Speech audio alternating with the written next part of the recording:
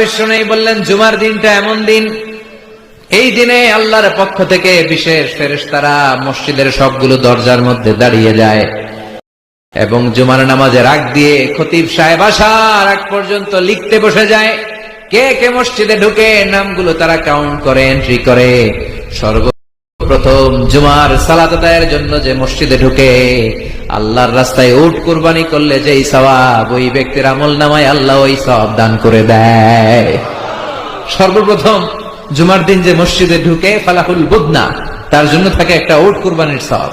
ওনার পরে যে ঢুকবে ফালাহু বাকারা, তার জন্য গরু কুরবানির সওয়াব। 3 নম্বরে যে ঢুকবে ফালাহুল কাবসা, তার জন্য ছাগল কুরবানির সওয়াব।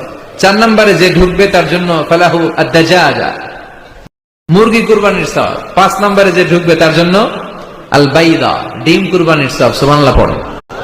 এরপরে ইমাম সাহেব যখন খুতবা দেওয়ার জন্য